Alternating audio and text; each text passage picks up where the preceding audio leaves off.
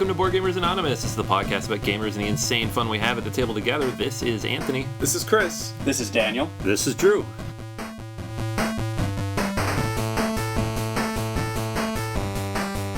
Welcome to the podcast, everybody. Episode 26. We have a couple special guests with us today. Daniel, who was here 2 episodes ago, made it back.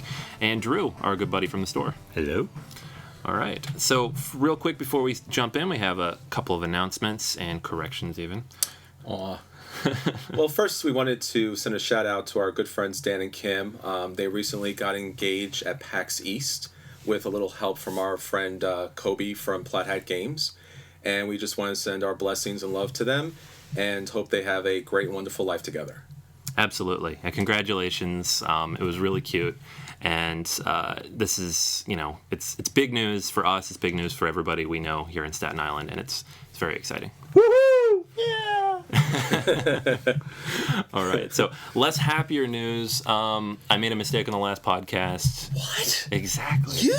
It happens. No. Why? I was 100% certain that Splendor was a Reiner Nietzsche game. I don't know why I thought that, but it's not. It's Marc-Andre. And so one of our listeners, Todd on Board Game Geek, he pointed that out to me. Thank you, Todd. I went ahead and fixed it. So you can't see the error anymore, but everybody who downloaded it before that, error fixed. They will know. Good catch, Todd. Yeah. You undermined the journalistic credibility of this entire program. Exactly. What you did. I think we all should walk off now. Yeah, clearly. Let's all stomp off. I was at work when I got the message, and I was like, I got to fix it right now. And I'm like, I really don't have to fix this right now. No, in this industry, you get a reroll. This is your reroll.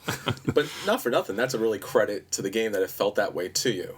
Yeah, and that's an awesome game, so you should pick it up. Marc-Andre, fantastic job on this game. Yeah, please. Maybe the designer had Kinesia in mind when he created the game. Maybe. I feel like I must have read or listened to this somewhere, so maybe someone else made an error. They need to correct their error so that people like me don't continue to make said errors.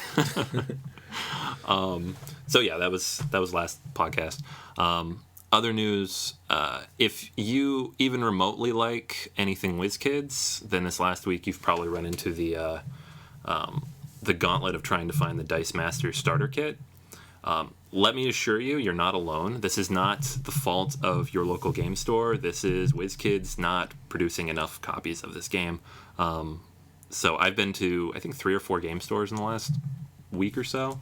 I was actually in Harrisburg for a work trip a couple days ago and stopped by a local store there, and they said the exact same thing that our local Myriad said and that Complete Strategist said in the city is just, they didn't send us any. So... Yes, WizKid put out a public announcement because a lot of people were concerned that their local game stores or local areas was not being supplied fairly enough. So they actually answered a number of questions about why there's been delays in the stock, where the item's going. And it wasn't just the dice game. It was also Star Trek Attack Wing. It was also WizKids, the HeroClix. So all of the OP events were pushed back a month. You may remember in previous podcasts we were talking about how everything was delayed. And obviously the anticipation of this game has been so tremendous and people have been ravenous about it, and it just been limited copies everywhere. So if you were one of the few lucky people to get your hands on it, that's great, but probably no one can play with you because no one else has a copy of the game. Yeah, and just be patient. They said they'll have copies next month, so do not spend $50 on eBay. There's no reason for it. Don't do that. No, it's just dice and cards, man. Boosters are everywhere. I picked up some boosters. I have a few cards here in front of us. Dice look like Warriors dice. Cards look like HeroClix cards. They're even all bent. But, it should be an interesting game when everybody gets it out. Just be a little patient. Be out next month. And I've seen that online too, where people are talking about the quality of the components just being very poor. So I know you get a game and you try to play through it once or twice and see if you like it. I've even heard when you play with the cards at least once, if you handle them enough, they actually start to warp a little bit. So if this is going to be an investment for you, I would sleeve the cards right away, just for safety concerns. And not just materials, some of the component design looks off to me. So when you look at the playmat, it looks like the kind of diagram you see in like a first year student when they're doing like a PowerPoint presentation. There's just arrows going everywhere. There's no clear division between regions. And it makes me worry about how carefully the game may have been designed. Yeah, I mean, I haven't played it. None of us have played it, so we can't talk about that yet. But I know it's based on Quarriors. The dice look exactly like Quarriors dice. Quarriors is a solidly designed game, so it's just the usual WizKids component issues. So we'll see what the game's like. Maybe if I can get my hands on it soon, we'll review it. And when it's back in the stores, we'll definitely talk about it. Next up, let's talk about some of the games that we want to pick up or play, other than Dice Masters, which nobody can pick up or play. So everyone's safe from the addiction at least a little while longer.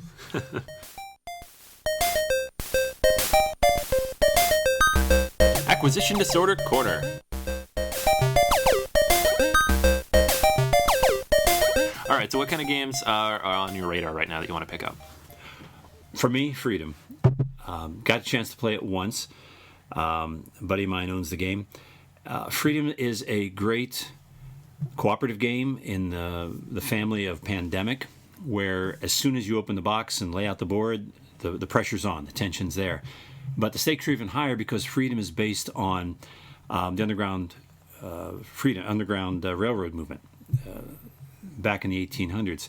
You're recreating the atmosphere of trying to get these slaves to freedom. Yes, you have little wooden meeples that seem very abstract, but the pressure when I played it was, these are real people. You got to get them to freedom. So the stress is there, the tension level's there. It's a cooperative game. You're not playing against any one player. You're just trying to get as many people to freedom as possible. Very exciting because all the people are in plantations down south. It's the map of your basic Civil War map, Eastern United States, and you're trying to get them from point to Canada.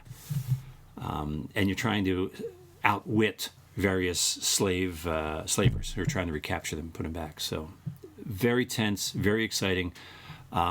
We managed to win our game, but it makes you review your opinion of the phrase acceptable losses.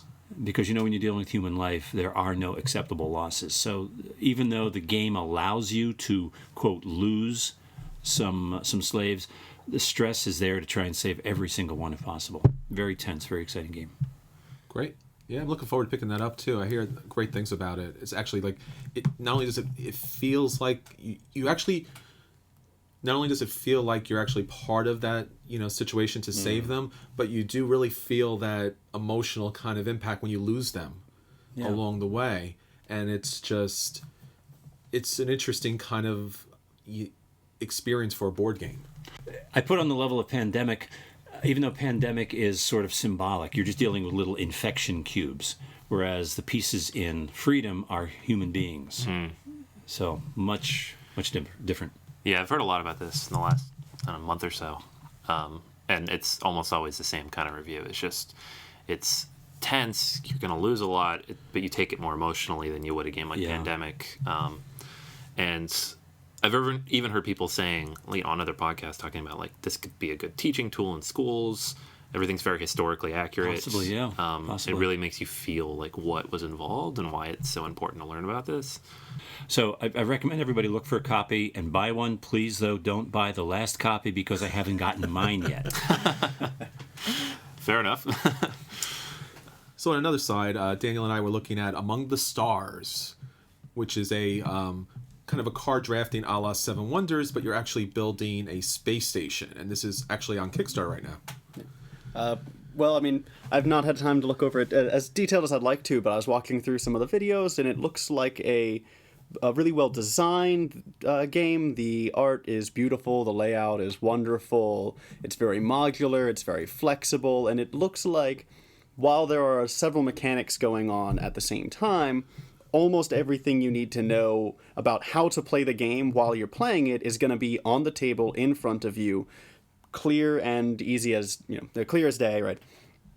And that means a lot to me, right? It's a sign of just careful design through and through. So I am very excited to see this game when it comes out. Now, this game actually has had multiple Kickstarters to kind of get it out to the public. And now for the first time, they recently announced that our friend Stephen Bonacor from Stronghold Games will actually be distributing this game in the U.S. And the designer has asked at least a North American audience to wait for this game to get to him so that we can support him producing the game in the U.S. And I think they were saying something along the lines of a 30% discount, I guess, so that it matches the Kickstarter prices and benefits. I spoke to the designer on Board Game Geek because I wanted to make sure that if I go ahead and get it from Stronghold, I'm not going to miss out on any of the additional components. And he assured me that all the components would be boxed in such a way that you could pick those up additionally. Now, I don't know if there's going to be like, maybe you don't get a good card here, or there's, maybe it's $1 here or $1 there, but it seems like they're making a really concerted effort to have a grand release in the US, and hopefully we'll be able to get this to the table.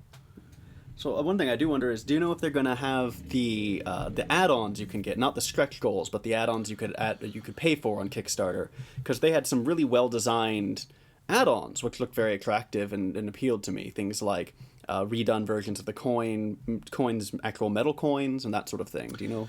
That's what they were saying, that everything that was on the Kickstarter would be boxed up in such a way that it would be available in a release.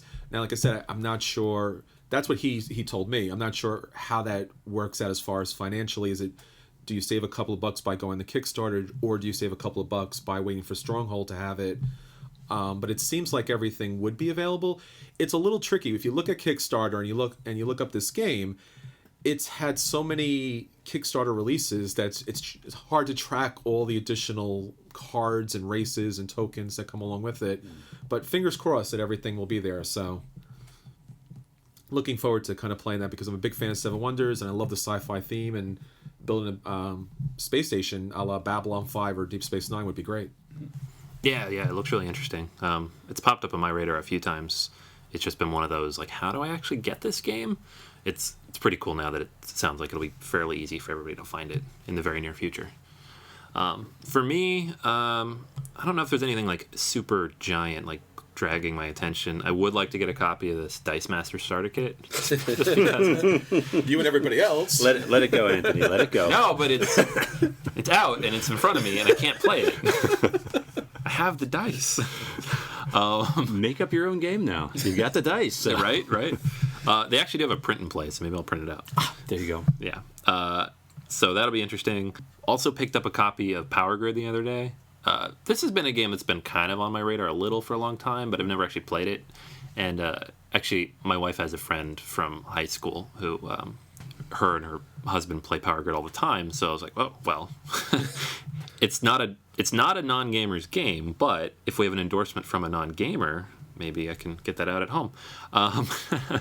But we picked that up at Chris and I actually both grabbed copies. Barnes & Noble had their quarterly clearance sale. So was it 50% off? It was 50% off. Whoa, wow. Yeah, it's actually still running for the foreseeable future. So if you have a Barnes & Nobles in your area, it would be a great opportunity, because what happens is as Anthony would say, every about quarter, they pick a certain number of board games that go, kind of get thrown in the clearance bin with just random other things. Yeah. So I think this time it was Puerto Rico, Power Grid, Castles of Burgundy, and I think there was a couple other smaller. There was the Lord of the Rings deck builder game. The DC deck builder, too.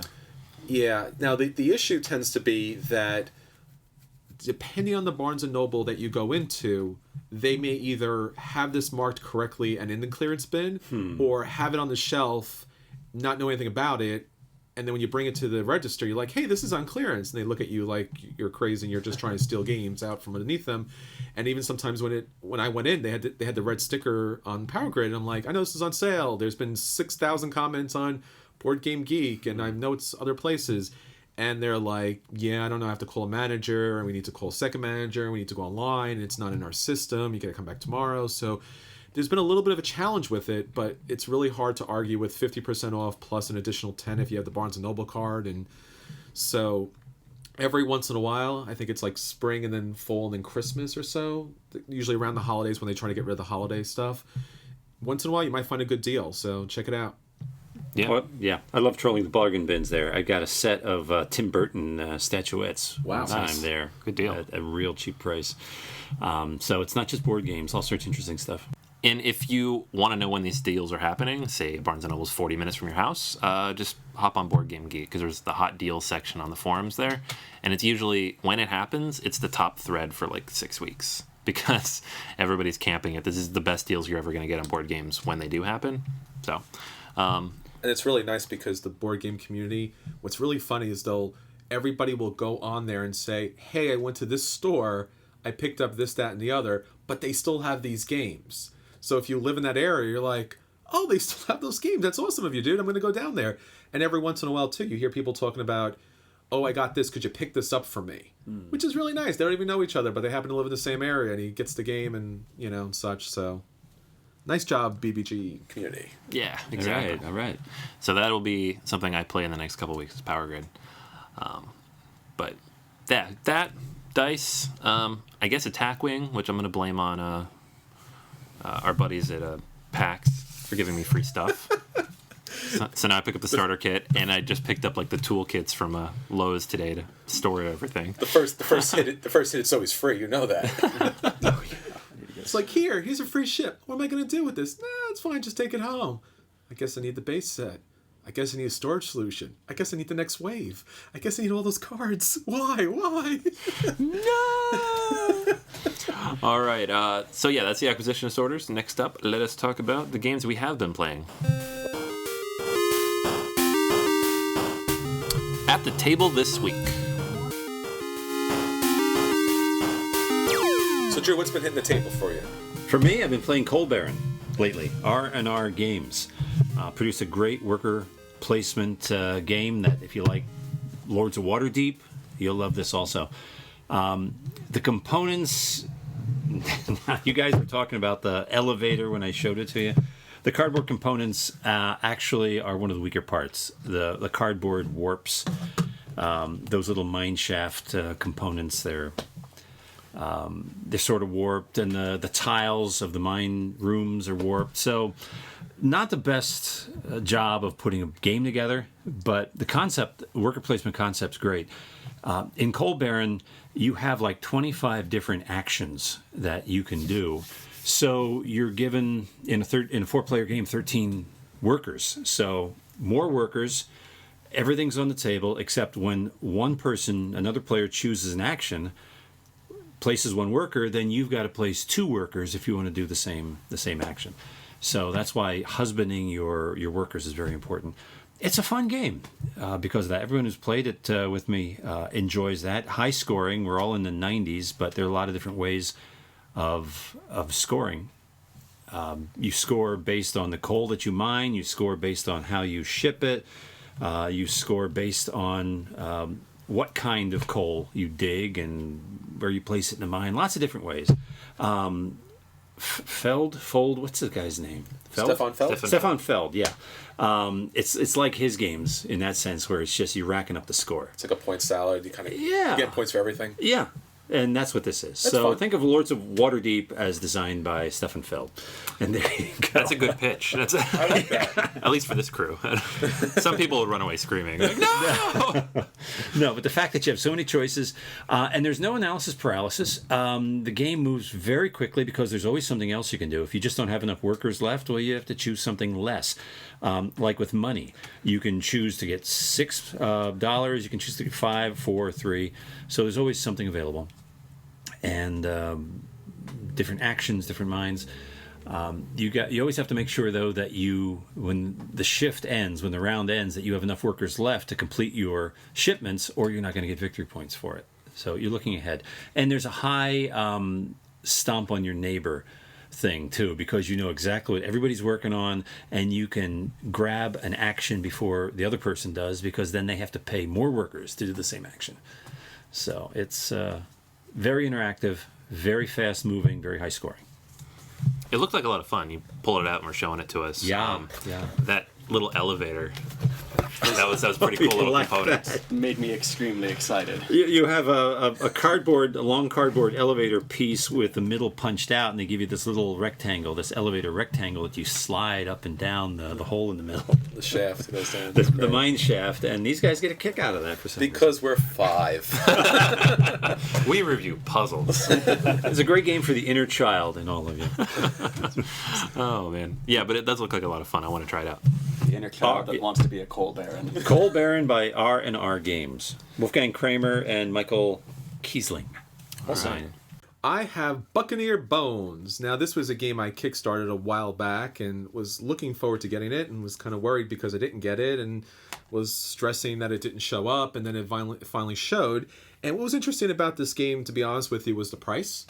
It was $9. Wow. And it came with all these additional extras. So it's a 2 to 4 player game, and it's kind of a micro game. So you get this small card that's basically made up of 6 different paths that you can take from one island to another, and you have these little ship pieces that start on your main island, and then based upon the roll of the die, if you get 2 of a kind or 3 of a kind, you get to move the ship forward. I had the opportunity to play this with George, and it was a lot of fun. It's a really quick game. This is literally a 5 to 10 minute game tops, because you're rolling so many die that it actually moves the ships really quickly. And if you do get to the other side of the island, which is only 3 spaces away, and I should mention that if you roll 3 of a kind, you move directly to the island, that you'll be able to get a special power. Roll 3 of a kind again, or the 2 of the kind to move your ship back, and it obviously needs to match the pips, because there's 6 rows with 6 pip matching, and you move back and you claim a goal. So you have these little gold tokens with a little treasure chest on them, and it's only 3 gold to win the game. Now you also have this little token with a first mate, which allows you to try to steal away a goal or get a special action. It's really quick. It's really simple. It came with a nice little bag that kind of pulls up to put the game in. It came with an expansion that moved it up to 6 players. It actually even came with a big kind of carry-all bag with the big Buccaneer Bones skull on it. It's a fun, quick game. This will be hitting the stores pretty soon. I'm figuring since I paid about $9 for it, you'll probably pay maybe between $7 and $10. I mean, probably online and probably even be cheaper. It's fun. It's simple. It really does play quickly, and the components are decent quality for the price. The dice are nice. They have a little skull for the one pip, and definitely worth a pickup. So I would give this game a buy. Awesome. You're going to get your money's worth out of it. Definitely. Yeah. In terms of micros, do you have any other games that this would replace? I don't think so. I think that's the one unique thing about this game, since it is, usually the micros are, the ones we've been seeing recently are either a basic card game a la Love Letter, or one of those area control games where you're putting down like loose change to kind of control areas. This is a dice rolling one where the dice kind of determine your movement. So I haven't seen anything like it. So I think it's going to kind of take a place, a really, really light filler or something to play with family or friends. Just be like, hey, I know you don't play hobby games, but we can play this game in 10 minutes and you can get an idea of what the kind of mechanic goes with it. And the dice have a Yahtzee mechanic, which is always nice. Which is great, because it's an easy entry for It's people. a simple entry. You can play this with kids. Awesome. Recently, I picked up Gravwell, and that's been one of my favorite games to play since I've purchased it. It's What's Grabwell? Gravwell. Like gravity well.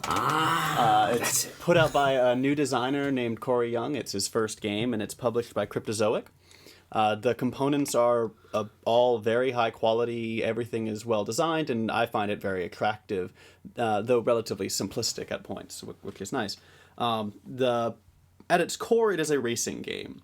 And 1 to 4 players are in the singularity and trying to get their way out. But what makes Gravwell unique is that the types of movement cards you play, they're not go forward, stop this guy. It's go with gravity, go against gravity, and pull everyone in towards you. And where gravity is influenced by the relative position of all other players, as well as 2 derelict vessels that are floating in empty space.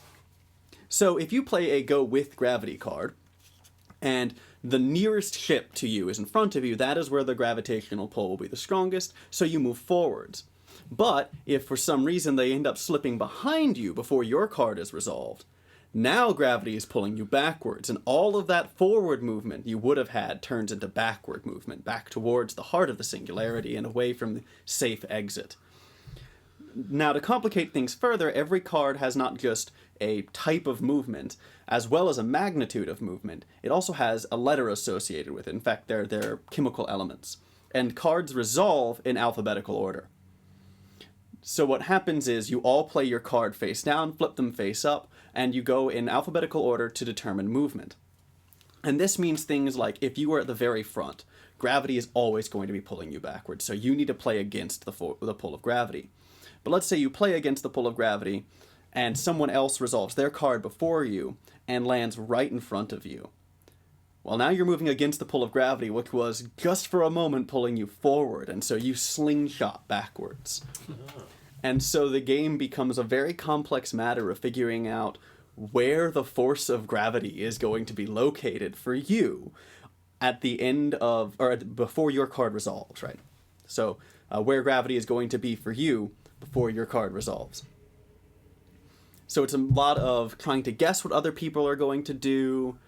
There's a lot of opportunities to screw other people over in very innovative ways by maybe slipping behind them, right? So the game I played, one of my favorite games I played with this was all three of the four people made it out, and the fourth person got screwed. But there was a point where someone was about to launch forward and win by playing a against gravity card. By playing a with gravity card, right? They were going to slingshot around me, so I played a with gravity card that resolved very early and had a slight movement backwards. So instead of being in front of them, I stepped right behind them, and their with gravity card slingshot them backwards. And the ultimate moment was all four of us launched forward, sort of slingshotting one another until the last person had to resolve their card, and they would have gone forward because it was with gravity, but all the other ships had exited the system except for the two derelict vessels, which were floating way back. And so all three of us got away, and he got pulled back in. Is this a cooperative game, or does it have cooperative elements? It does not have cooperative elements, but it can tolerate more than one player winning at the same time. Oh, So Cosmic Encounter-y. Kind of, yeah. Tiebreakers? No, just No. you only. Okay. As far as I know, anyway. But the ideal is you get out alive and you screw everybody else. Do what you have to do to get out. Do what you have to do to get out. Got it. It's a really quick game to learn. It sounds like there's a lot going on, and there is, but the mechanics are all very simple, very straightforward, and it's just a ton of fun. It is a strong buy, and All right. Awesome. I've seen it around the store a bit, and I thought it was interesting because it's cryptozoic, but there's no IP. So that caught my attention first. I'm like, how strong of a game must it be for them to publish it with no IP attached? But also, it's making use of that gravity mechanic. That sounded really cool to me. yeah. That makes me think of everyone should know that I'm the senior member of this crew. I've got a long history in board games, but there was back in the time when they were starting to put a graphical interface on mainframes, big old mainframes. I saw this show where they were talking about an early video game. They created of you get two sides, two people with ships, and in the middle is a black hole, and you're trying to fight each other around this black hole. You're trying to play the game and avoid the gravity at the same time, which looked exciting. It's never been repeated in many games, and this sounds like a great way of taking that dynamic and putting it on board, because it adds a whole new level. Yeah. It really is just an absolutely wonderful game. It's not very expensive either. It's like $35, right? Yeah, it's about $35. The art and the graphic design is a little plain, though, right? I think I've seen the box in the back. It's kind of very simplistic, which is not bad. It's simple, but it's thematic and consistent. Okay. So Yeah. so at first it was kind of simple, right? There's not a lot happening in the background, and the cards are all just sort of color coded and that, but they're all clearly laid out. And I can see the sort of aesthetic vision that influenced the design. It's not complicated, but it tells you what the game is about. It fits the matter very well, and the little ships that come with it are very high quality, and they're pretty detailed for essentially An abstract kind of game. meeples, right? Looking at the board, it looks like you can just lay it out on a table of maybe some newer players, and they won't be intimidated by it. It's like, okay, I can play this. Yeah. And it's attractive, right? It's simple but attractive, and that spiral pattern. It's very appealing. We should do a quick video. It's very abstract describing it, but we can maybe show people exactly how this looks, because like Drew says, it does look very simple, but then you describe the mechanics, and it's kind of hard to visualize exactly how that works. Absolutely. Well, I'd be glad to do that. Yeah, because I know you have it. Yep. All right. So one more game I wanted to talk about real quick, and we talked about this a little bit last time because we saw it at PAX. Chris actually went ahead and picked it up, and it is called What the Food? And this was the designer. We met with him. His name is Peter Vaughn. His company is Squirmy Beast Inc. And he was actually at the on the board game floor at PAX showing the game. He showed us how to play, and it's a really unique, kind of fun, almost party style game. But I mean, the first thing for me that really captures my attention is the graphic design. That was like when I saw it just sitting on the table. That's why I wanted to play. It's just like it's very cute, very well drawn characters. They all have a lot of personality to them, and then the even the cards with the different types of food on them are very well drawn. It's not. It could be very abstract. It could have been very simple. There are a few other games, not similar in mechanics, but similar in theme, that are a little crude the way they're drawn out. And this one it's very fun. It's very. It looks like you're in a school. So the theme of the game then, basically, you could probably guess it from the title, is food fight. Food fight! So you're in the cafeteria and everybody's throwing food at each other, and everybody will acquire these little red tokens, and when you reach a certain number, that means you get caught. You're the one who takes the fall. So you're trying not to get to 10. Basically, the first person who hits 10 at the end of a round loses. Okay. So at the beginning of the game, everybody's going to get a character card.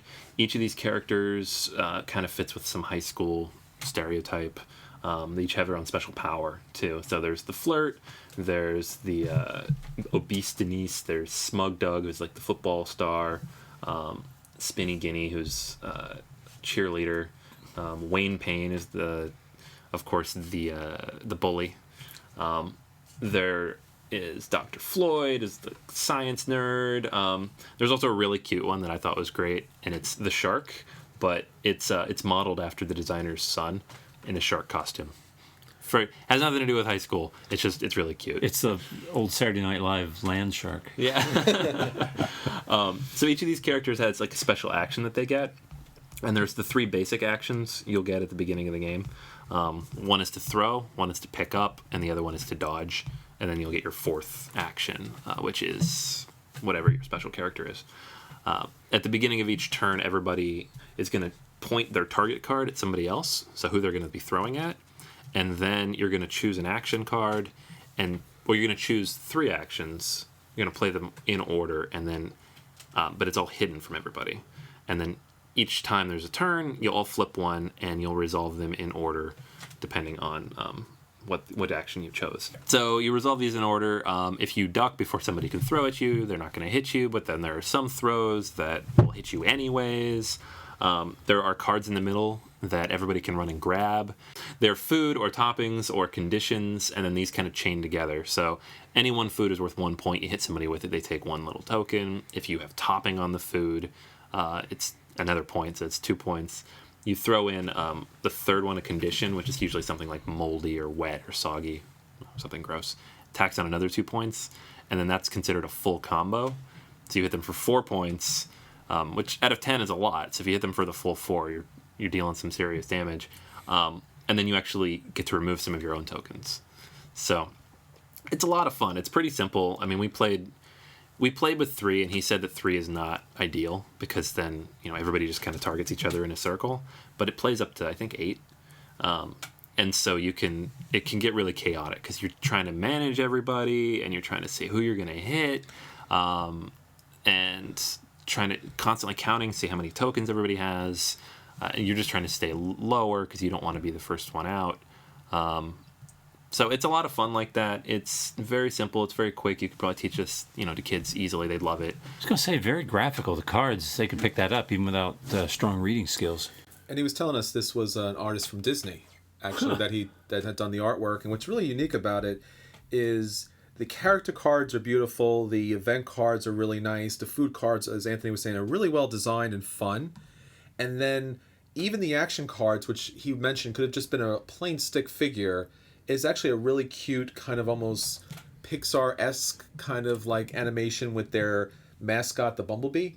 So while you're playing this game, you're having a lot of fun. It just creates a smile because you're looking at all these characters, and it's really innocent and fun as far as you're throwing the food back and forth at each other. The design is just evocative and thematic throughout. I mean, I've not seen this game until right now, but I already want to own it.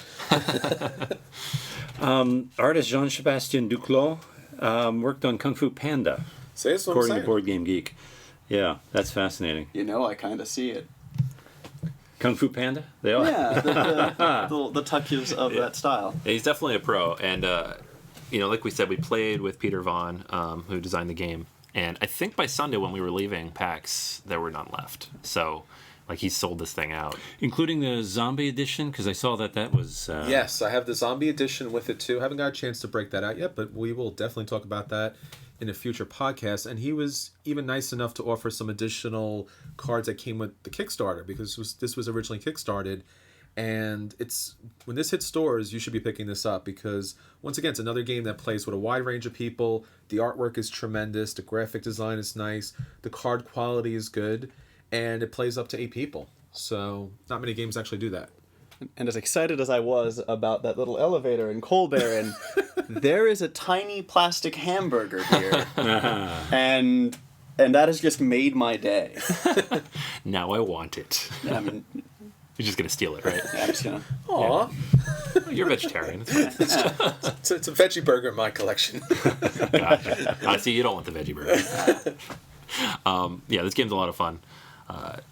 If you hadn't picked it up, I probably would have. That's how much fun we had. Yeah. But So this definitely will be hitting the table a lot more, as along with moldy butterscotch cream pie dipping with nacho cheese, because you got to watch out for that. yeah, you kind of have to read them all every time you throw them because it's funny, right? And a little nauseating. Yeah, exactly. All right, so that's all the stuff we have at the table the last couple of weeks. Next up is our feature review, Rivet Wars.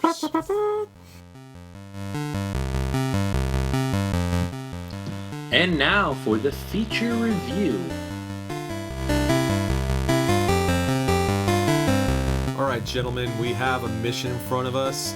There is a devastating force coming down on us from that hill, and it turns out to be chibis. Little cute little chibis in little steampunk outfits and little steampunk wheels with their horses all armored up, and they're charging down the hill. So we got to get our guys together and head back up because we are playing some Rivet Wars. All right. So Rivet Wars is a tactical miniature game for 2 players. One side will play the Blight and one side will play the Alliance. And this kind of has the feeling of World War I trench combat. It's a very simple entry-level miniatures game, and it's from Cool Mini or Not. And we had an opportunity to demo this game over at PAX East, and I enjoyed the game so much I picked it up. So let's talk a little bit about this game. So when you get this starter box for the game, you're going to have, what's probably the most interesting part of the game is you're going to have these really unique, well-detailed miniatures. So each side has these different sculpts and actually different units. There's a Dragoon that's this large wheel with the character inside there holding a sword. There's these tanks, and there's artillery, and there's smaller units, there's snipers, there's generals. And I think the biggest part about this game, and we definitely have to talk about the detail that goes into these miniatures, is they're amazing. The quality, even, kind of the pun intended, the little rivets on the little miniatures is wonderful. And this game is really screaming for a painting because it just has such nice quality to it. Now, beyond the miniatures, which come in a basic gray and a basic green, which, while you definitely want to paint these because they look so great, you could just play the game as is because the detail and quality is so unique, and there's actually different sculpts with the different units. So, and sometimes it might be something minor, as in the guy's holding the weapon up a little bit higher or he's tilted to the right, but it's really nice to see that additional detail so that all of the units feel at least somewhat different.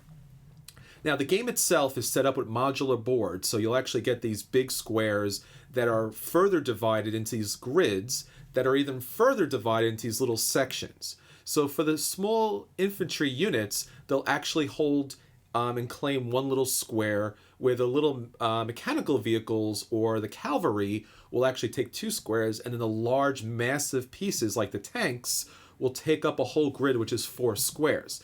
Now this is important because depending on how your attacker attacks you, they actually have to attack certain squares in a certain order. Now the board matches up in such a way that you can kind of build any type of field that you want, because some of the board pieces actually have trenches, which gives your infantry an additional movement speed, which is really nice in this game. There's also spots where you gain victory points. The game comes with a ton of different chits and tokens, so there are minefields, and there's barbed wire, and there's tank traps, so there's a lot of additional little obstructions to kind of make you think in different ways. So the rule book is really nice because it's beautifully illustrated. It goes through each section. The artwork is amazing. It just really matches the figures. It's something nice to look at. It's fun. It's kiddie, but maybe not too kiddie. It's masculine kiddie, you know, kind of as far as, you know, having all those little rockets and kind of scars on the guys, these, you know, armored vehicles. And the game designers actually took a little bit of humor with this, so you will see a legally distinct Rambo or a legally distinct Sucker Punch character or a Rosie the Rivet character. And what's also interesting about this game is the larger tank vehicles can actually get additional characters such as generals or special units plugged into them. So now that the vehicle has some additional abilities to it. Now, this game has the feel of a Command and Colors, a Memoir 44, a Battle Lore in a type of way, but it's a lot simplified as far as you start with a certain number of points to deploy with, so each unit counts or has a certain cost. You deploy them to the field, then if you can, you attack, then afterwards you move your characters, and if for some reason you've now claimed a victory point spot, you will get victory points at the end of the turn. So if someone else is going after you, obviously this is a turn-based game, you have to wait until the end of the turn to see if you still held on to that spot. There's also secret mission cards, which will score you victory points if you meet those certain conditions. There are action cards, which you can play during the game that will give you special abilities to move. And what's interesting about the rulebook is at the back of the rulebook, it actually has a number of different scenarios to it, so you'll actually be able to play these different types of missions.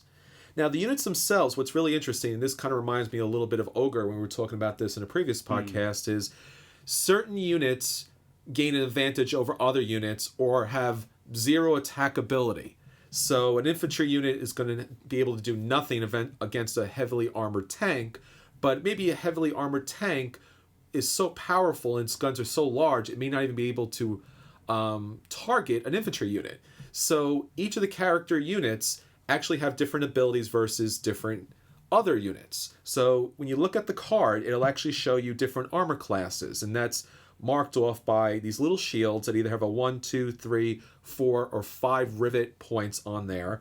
And it will tell you what your attack number is for your character unit, and then how many dice you'll be able to roll against that unit. So, for example, Captain Parman, he can roll 3 dice versus infantry, whereas against the heavy tanks, he rolls no dice. So it allows a little sense of strategy when you're deploying your units as far as how do I want to put my build together that's going to take care of his other units, but allow my infantry to be able to claim victory points. So it allows a nice sense of different depth, and also allows us to kind of play with a wide range of different people. So this is a really interesting game. Anthony and I had a chance to play, as I said, at PAX East, just the kind of demo version. And Daniel and Drew had an opportunity to play the full version with the action and mission cards. So let's get back and see what everyone thought about the game. How many scenarios are there? Sorry to make 10. you dig through that. 10 scenarios. Yep. So high replayability factor to it anyway. Yes, and you can also play this. You can kind of make up your own scenarios and put together your own board. Anytime it's a modular board, you really kind of can do whatever you want. Yeah. Adaptable. Yeah. I did like the miniatures. I thought it was, some of them are difficult without painting to tell from another. I don't think the infantry units. Yeah, different like that. But this is a simpler game than Command and Colors in a lot of ways. I think it's more for the person who loves miniatures, who likes the kind of game, but loves miniatures even more. So you can have a lot of fun with that. So me. Moving them around. Yeah. It's for me. And the little guys, they're so adorable. They're like the minions from Despicable Me. Yes. That I got to thinking, I call them Expendable Me. Because Because pretty much that's what you did with them, they're right? expendable, but they're cute. Hey, there's a tank out there. You, go run out and shoot it. Yeah, this game is awesome. I had my eyes on it for a while. Store got a copy in maybe a month ago, and full retail it's a lot of money. So I kept seeing it and I kept wanting to take a look at it, but when they had it at PAX, we had a chance to play, and it was everything I thought it would be in terms of mechanics, like Drew said, like you said, Command and Colors ish, but not quite as complicated. Mm-hmm. There's not quite as many mechanics, a little more straightforward in terms of deployment and attacks. Turns move really quickly. Mm-hmm. You get action cards that throw some variation in, make it interesting. Yeah. And so there's always some new twist. And the secret missions kind of score victory points, if you can meet them. I had a problem with secret missions. Yeah. And I know others have too. Secret missions, you're only allowed 2 at a time. And if they don't fit the scenario you're in, it can be counterproductive. The 2 that I had worked against what I was trying to accomplish in the game. So it was a distraction. My opponent was able to use his.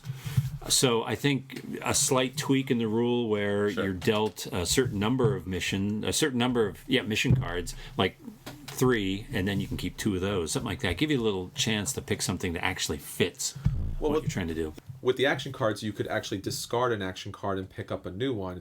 Something along those lines could be done with the secret missions. Okay. Because that would be a lot more helpful, because if you're going to get stuck with those 2, you're waiting a long time to actually be able to get there. Yeah. Yeah, I mean, if they were all that hard to do, like if it was just impossible to do any of them, be one thing. But if somebody's able to put out, how many did you do? 4? I did 4, at least. And I did none. Yeah. Yeah, that's the game. But it was That's close, there. though, right? What was it, 8 to 7, 8 to 6, or something like that?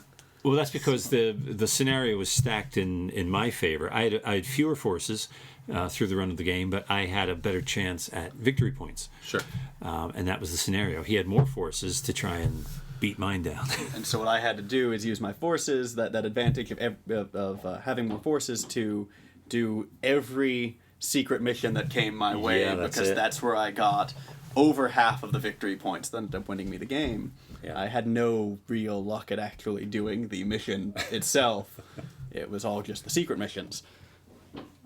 Yeah, so a little tweak there, but otherwise replayable. And what's interesting about the game is this is just the first set of what's going to be multiple expansions to this. This game originally came out on Kickstarter, and there was just a huge amount of different additional miniatures that were going to come with the game. So if you did pick this up on Kickstarter, you're waiting for all these other kind of levels to come through. Yeah.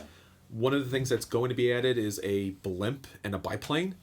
So you'll actually have flying vehicles. I'm assuming this is going to be some sort of base kind of holding it down. Wow. But if you looked at the cards in the base set, you might have seen on the units there's a little cloud with a number, so only certain units could actually shoot at the flying units. But this game definitely needs an additional level to it. So what I'd say, if you like Ogre, if you love the miniatures of all that, this is a good game for that.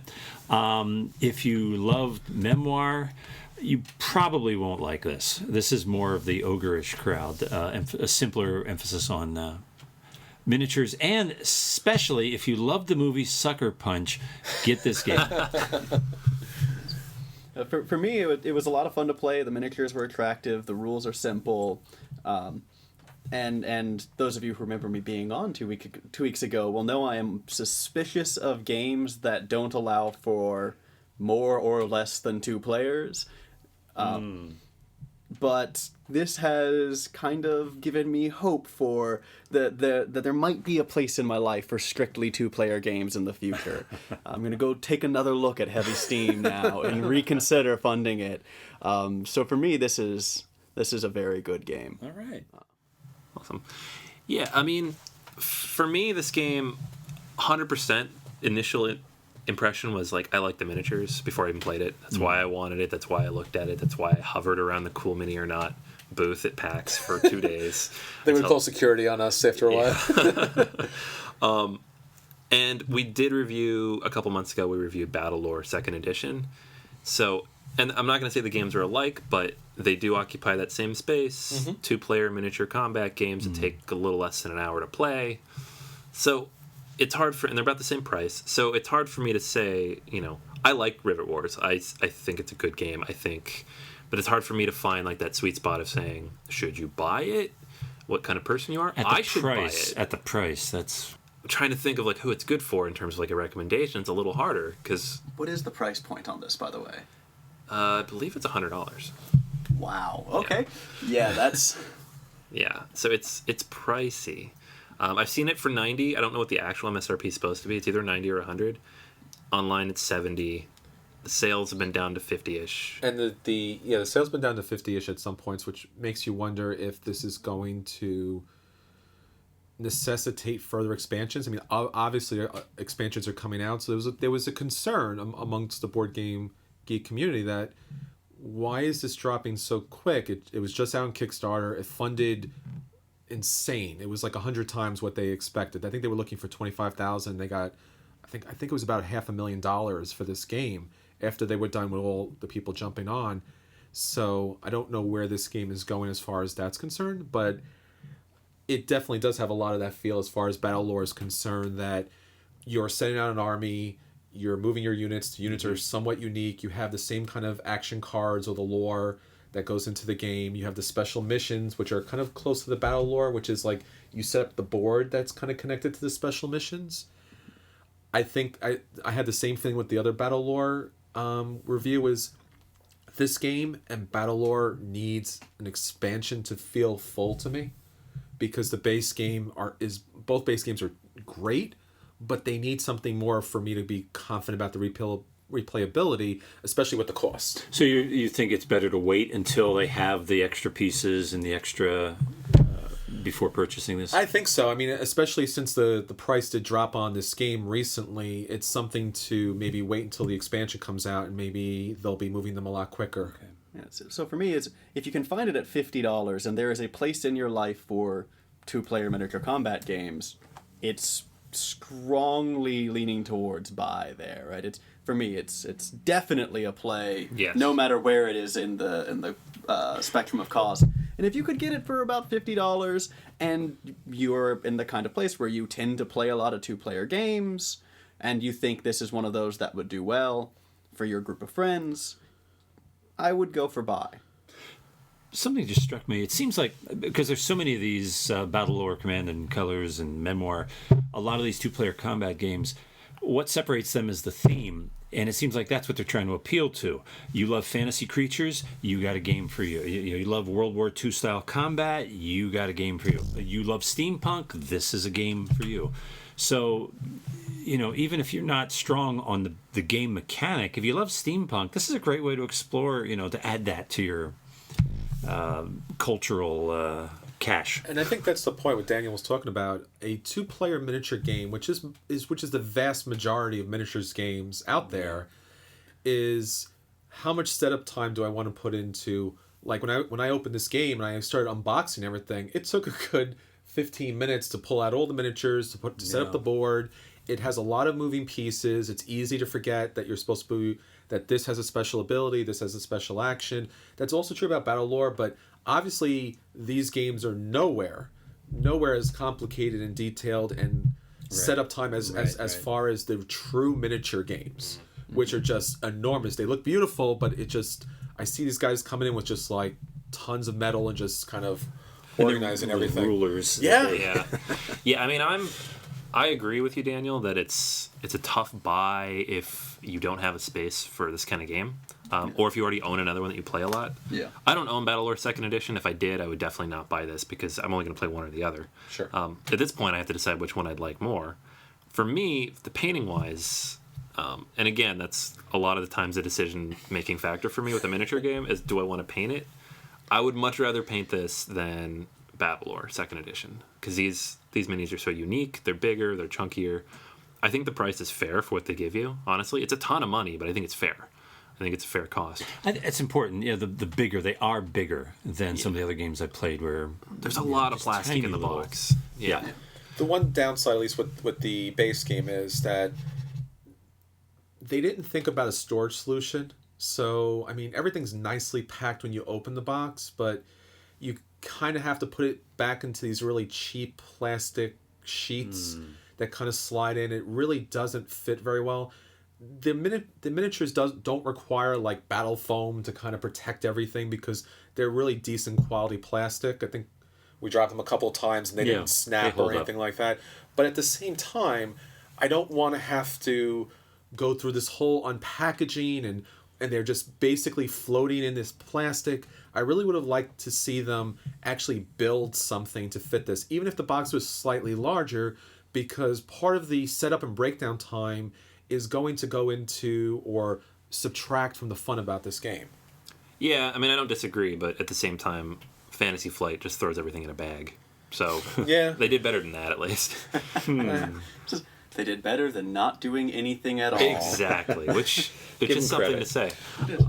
So overall, I think we all have a general same feeling on this. It's strong play. It's a good game, but depends on the size of your pocketbook. Yeah. And I think, like Drew said, take a look at the graphics on this. Take a look, see if it's a theme that's really interesting for you, because the game does mechanically play well enough that if you like the theme, you should pick up this game. I picked it up. I'm happy with it. I know I can get probably family members into it, whereas while I think Battle Lore 2nd Edition is probably a better game mechanically than this, I don't think there's probably a discussion about that, at least as the mechanics feel a lot better. This probably plays with a lot more people just because it's a little more cutesy, but yet has a good amount of strategy and tactics to it. I wonder what, if Heavy Steam, I think it has actually been it's doing well anyway. If Heavy Steam hits the market, it's actually kind of a similar niche, right? It's a 2-player, miniature-based, steampunk aesthetic, tabletop miniature game, right? Mm-hmm. And I do wonder if there's going to be some sort of crowding there. Sure. And because, I mean, if we were talking about things, if you like this aesthetic, if you like this kind of game, well, now the market's getting big enough where there's actually going to be multiple contenders for the title of best 2-player, miniature-based, relatively simple tabletop miniature game. Well, we've seen this with Attack Wing and Star Wars X-Wing miniatures, which, miniature gamers were their own little universe, and they just sat there, and now the companies are getting a little smart, and they're saying, hey, what if we give you this kind of flavor into it, but you can just dip your toe in, but you don't have to get completely wet. Like, hey, you can play Star Trek. You have 1 or 2 or 3 ships. You don't have to have 4,000 ships like you would in other kind of miniature combats. Yeah, it's definitely an interesting field, and it's going to keep growing, obviously. But yeah, that's everything for this week. That is the full review of Rivet Wars Eastern Front. You should check out our website, and we'll probably post a few more pictures. You can see everything that's actually going on in this box and what we're talking about with these ginormous miniatures. So real quick before we leave, as always, follow us on Facebook and Twitter. You can find us on Facebook, Board Gamers Anonymous. Twitter, we are at BGA Podcast. We're also on Board Game Geek, the Board Gamers Anonymous Guild, and BoardGamersAnonymous.com, where you'll find this episode and much, much more. That is everything for this week. This is Anthony. This is Chris. This is Daniel. This is Drew. And until next time, we'll save you a seat at the table. All right. Now let's break out some Rivet Wars. Theme music. Intro. Intro and outro.